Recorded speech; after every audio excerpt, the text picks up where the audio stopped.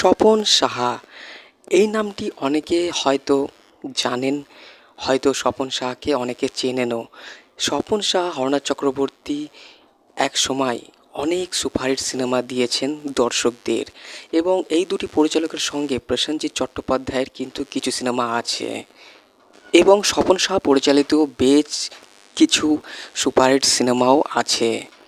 বিখ্যাত বাঙালি চলচ্চিত্র পরিচালক স্বপন সাহা তার দীর্ঘ কর্মজীবনে প্রায় ১০০ থেকে ১৬০টি বা তার বেশি সিনেমা তৈরি করেছিলেন। ৯০ ও ২০০০ দশকে তিনি বাংলা বাণিজ্যিক ছবির জগতে রাজত্ব করেছিলেন। স্বপন সাহা পরিচালিত তার প্রথম ছবির নাম হচ্ছে বেদেনির প্রেম, যেই সিনেমাটি মুক্তি পেয়েছিল ১৯৯২ সালে। তার সবচেয়ে সফল ছবিগুলির একটি ভাই আমার ভাই, যে সিনেমাটি মুক্তি পায় ১৯৯৬ সালে। স্বপন সাহার কিছু জনপ্রিয় সিনেমা যেমন বাবা কেন চাকর, যে সিনেমাটি মুক্তি পায় ১৯৯৮ সালে, গুরু মুক্তি পায় ২০০৩ সালে, এমএলএ ফাটাকেষ্ট ২০০৬ সালে। আমার মনে হয় স্বপন সাহার সঙ্গে প্রসেনজিৎ চট্টোপাধ্যায় তিনি সবচেয়ে বেশি সিনেমা করেছিলেন। স্বপন সাহা হচ্ছে সেই পরিচালক যিনি ৯০ দশক থেকে প্রচুর সিনেমা বাংলা দর্শকদেরকে দিয়েছেন। স্বপন সাহা পরিচালিত মোট ১০০রও বেশি সিনেমা আছে বলে জানা গেছে।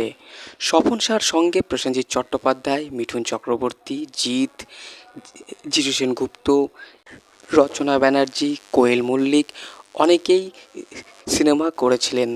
শ্রী ভেঙ্কটেশ ফিল্মস, সুরেন্দ্র ফিল্মস, টি সরকার প্রোডাকশনের মধ্যে তিনি কিছু সিনেমা বানিয়েছিলেন, যেরকম শ্রী ভেঙ্কটেশ ফিল্মসের ব্যানারে বানিয়েছিলেন এমএলএ ফাটাকেষ্ট, মিনিস্টার ফাটাকেষ্ট।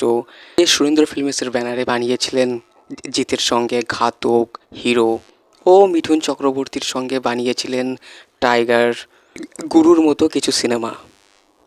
আগের অর্থাৎ পুরানো পরিচালকদের মধ্যে হরনাথ চক্রবর্তীও কিন্তু একটা বেশ জনপ্রিয় নাম। তো হরনাথ চক্রবর্তীর সঙ্গে কিন্তু প্রসেনজিৎ চট্টোপাধ্যায়ও সিনেমা বানিয়েছিলেন, এবং স্বপন সাহার সঙ্গে তার তো সিনেমা অনেকই আছে, সেটা আপনারা অনেকেই জানেন।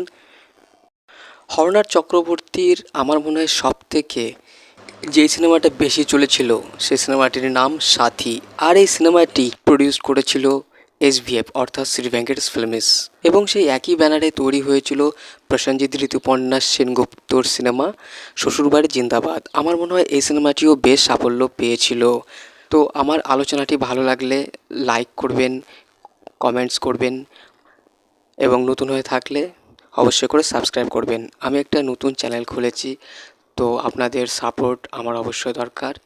তো অবশ্যই করে আমার চ্যানেলকে সাবস্ক্রাইব করবেন এবং পাশে থাকা বেল আইকনটি অবশ্যই টিপবেন। আপনাদের পছন্দের ডিরেক্টরের নাম কি অবশ্যই কমেন্টে জানাবেন। সকলে ভালো থাকবেন, সুস্থ থাকবেন।